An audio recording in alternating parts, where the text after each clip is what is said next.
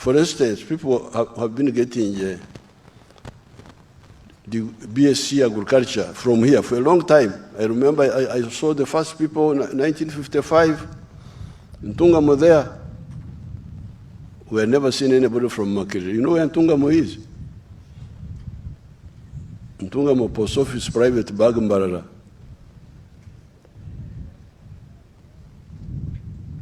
And we saw a man called Garkande.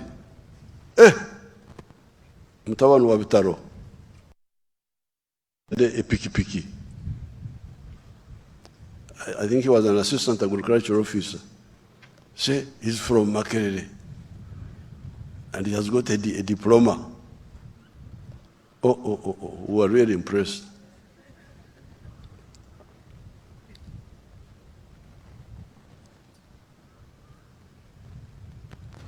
But when I came into government, even before I came into government, I knew those people who had done BSc agriculture. At that time, during the time of the colonial people, it seems, I don't know, you can study it. It seemed they were teaching our people very well how to grow crops, how to put them in line, how to use improved seeds, how to do this. Good agricultural practices. But value addition, it seems it was not being talked about. When you produce, I know this because from my guerrilla side, I came to know more about value addition than even some of our people, the scientists. For instance, when I went to Namulonge, where they were telling me about cotton. They were saying cotton, you can get textiles from cotton. You can get cooking oil from cotton seeds. You can also get animal feeds from cotton seed cake. I waited. They didn't. They stopped there.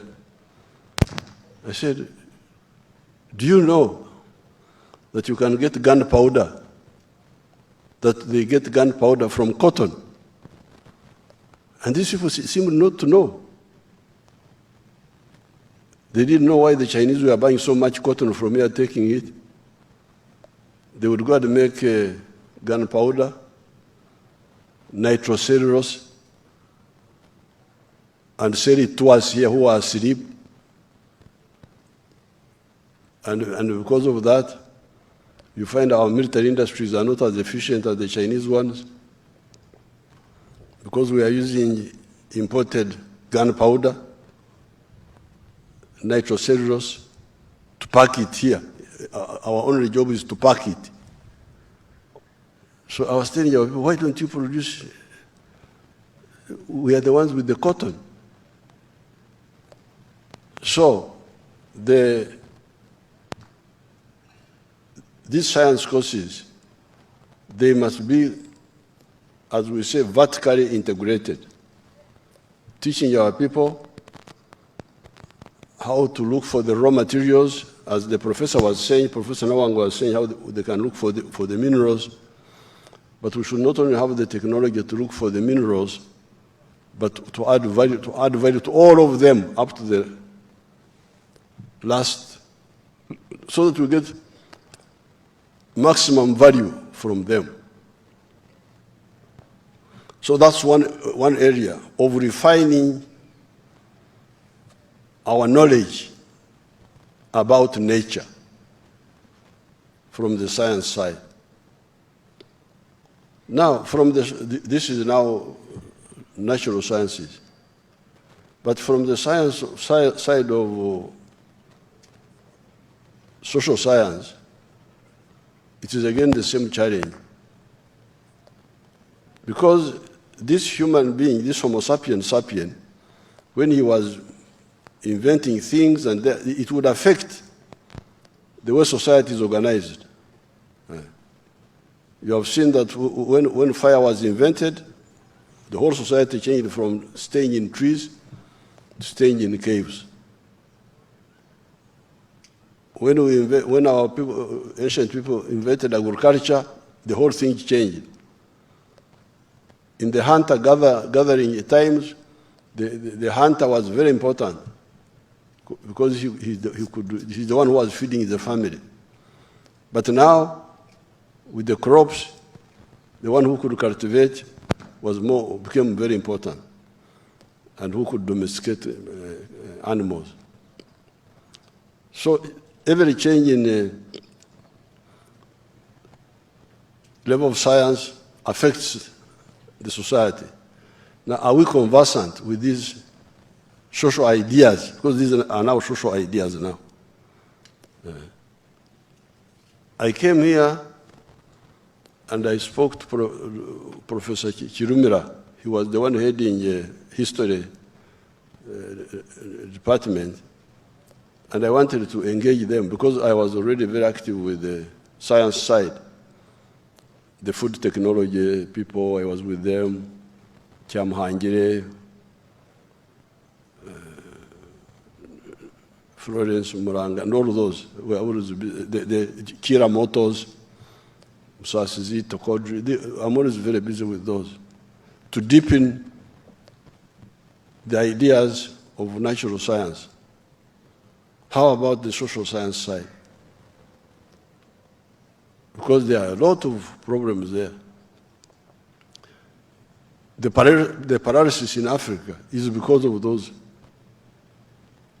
that side of the social sciences. The correct ideas of how to organize society. So I therefore challenge you, and I challenge Dr. Kionga to audit this. How is that? When we came from the bush, I brought these ideas. And I met Dr. Mujaju. We came, I talked with Dr. Mujaju, we talked. I thought he had got what I was saying. Introducing political economy as a paper, the paper in all courses. Whatever you study, have a paper to understand the laws that govern the changes in society. Which are these laws? I'm telling you that law number one is that when there's change in science and technology, there are concomitant changes in society. That's what I'm telling you now.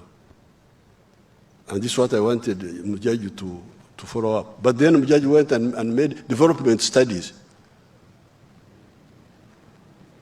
Before I knew that you could get a degree in development studies. It was a whole degree now. But me, I was talking about a paper in political economy, not how is the development studies from, where do you put economics, where do you put what? I couldn't. Up to now, I have not had time really to go back for that battle. So when I went to our university in Mbarara, which I had started, because in Mbarara I started it myself, and I wanted it to follow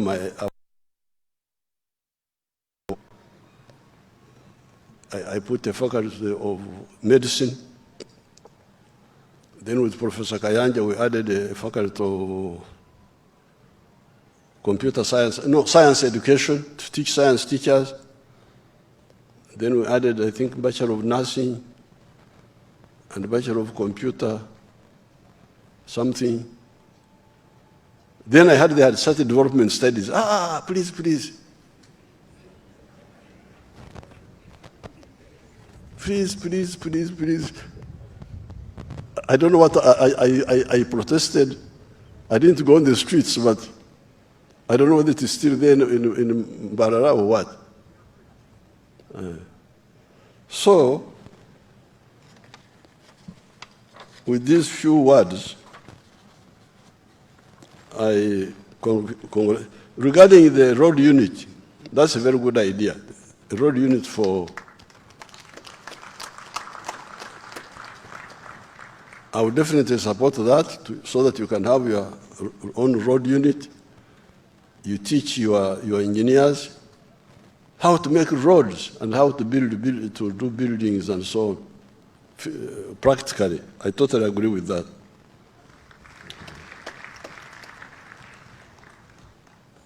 Coming to talk to the students, I will be very happy. Oh, I like talking. If you invite me. If you invite me, you do so at your own risk. So I will happily come. But I think we are moving very well because since we introduced the research fund, you have seen what has been achieved.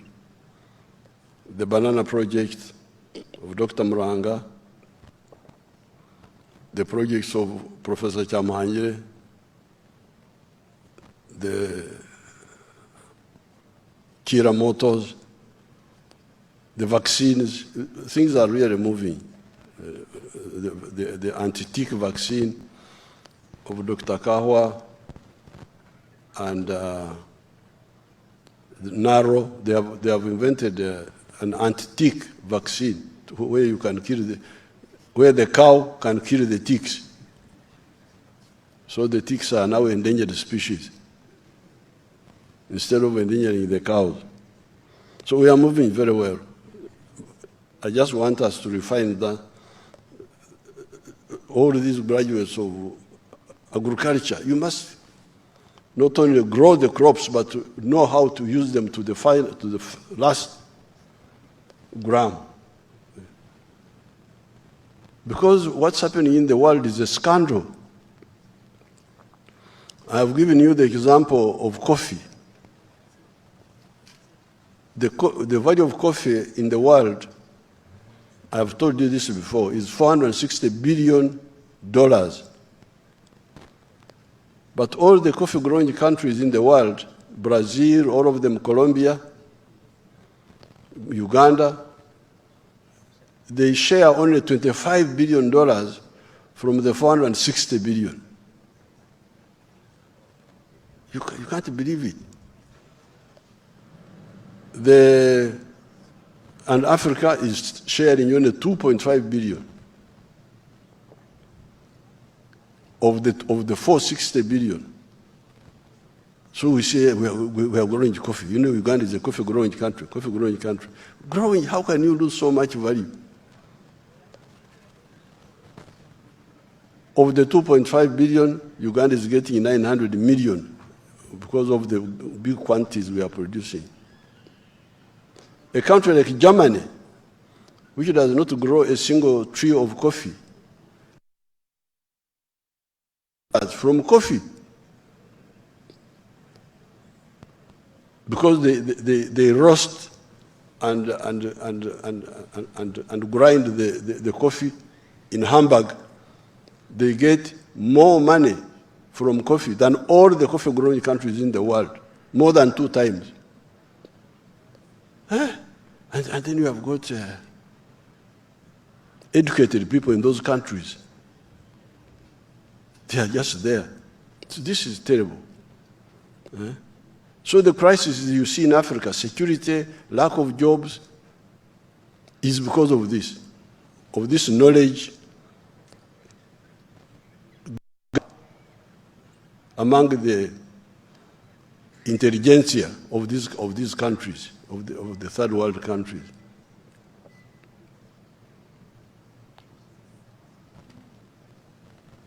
In the government, I have been having a big war about value addition. It's as if it's my problem.